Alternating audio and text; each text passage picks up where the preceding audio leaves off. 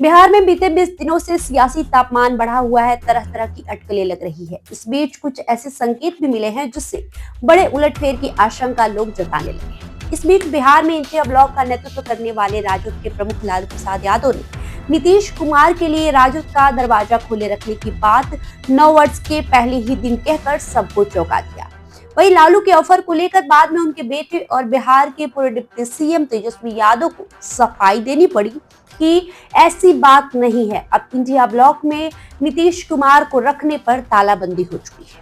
लालू यादव ने 18 जनवरी को कार्यकारिणी की बैठक बुलाकर आशंकाओं और कयासों को और हवा दे दी है। ये सब तब हो रहा है जब नीतीश ने एनडीए में ही बने रहने की प्रतिबद्धता कई बार दोहराई है।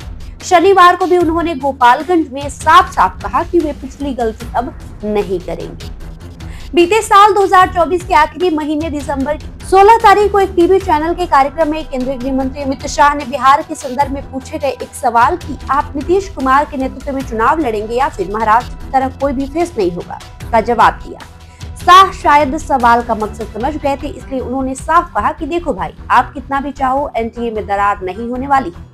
देखिए, इस तरह का मंच पार्टी के डिसीजन लेने के लिए या बताने के लिए नहीं होता है। मैं पार्टी का डिसिप्लिन कार्यकर्ता हूँ। पार्टी पार्लियामेंट्री बोर्ड की बैठक में इस मुद्दे पर चर्चा करेगी और फैसला लिया जाएगा। उसी तरह ये मुद्दा जदयू में भी विचार किया जाएगा। दोनों पार्टियों के बीच बातचीत के बाद तय होगा, उसे आपको बता दिया जाएगा।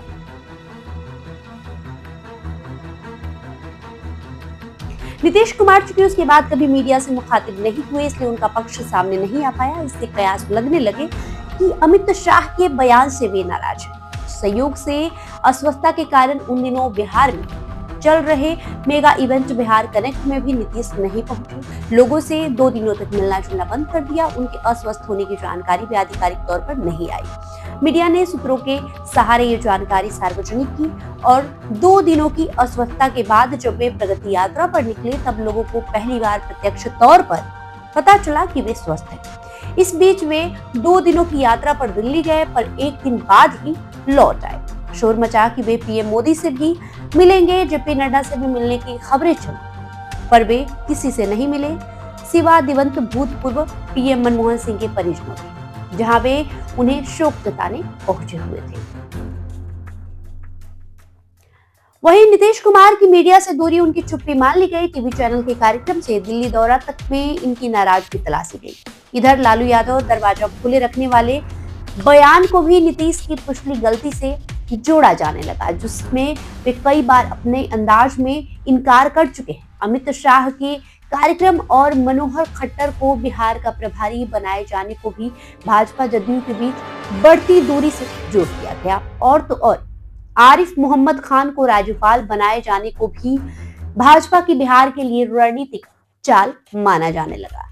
लेकिन जदयू के अंदर खाने की खबर है कि उसे विधानसभा चुनाव में 122 सीटें चाहिए। भाजपा को 121 सीटें देकर बिहार में जदयू से छोटा भाई बनाए रखना चाहती है। लोकसभा वाला फॉर्मूला जदयू लागू करना चाहती है, जिसमें 1 सीट अधिक लेकर भाजपा पहली बार बिहार में बड़ा भाई बन गई थी। नीतीश ने अपने अपमान का ये घूंट इसलिए पी लिया था कि भाजपा की ही मदद से वे सीएम हैं। दूसरा कारण भी था कि वे विधानसभा में बराबरी पर भी तैयार हो जाते हैं, पर भाजपा से उन्हें और भी अधिक सीटें पर लड़ना है। आप आश्चर्य करेंगे कि ये कैसे होगा।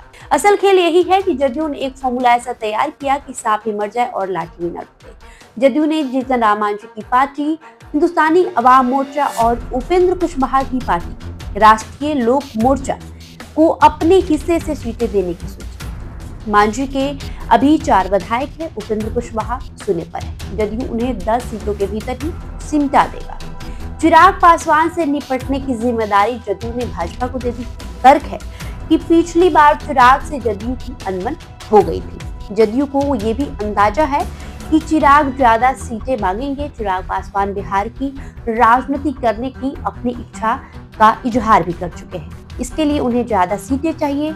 चिराग कम से कम 30-40 सीटें तो मांगेंगे ही। ऐसे में भाजपा की सीटें अपने आप घट जाएंगी। दूसरी ओर मांझी और कुशवाहा को 8-10 सीटों में निपटाकर जदयू अकेले 110-115 सीटों पर लड़ना चाहता है। ऐसा हुआ तो महाराष्ट्र एपिसोड की पुनरावृत्ति का खतरा ही खत्म हो जाएगा। चिराग को भाजपा एक सीमा तक समझा सकती है। चिराग अपना अस्तित्व खतरे में डालना कतई नहीं चाहेंगे। वे तो विस्तार के मूड में अड़कर उन्होंने बंजर पड़ी झारखंड में एक सीट से सियासी जमीन बना ली।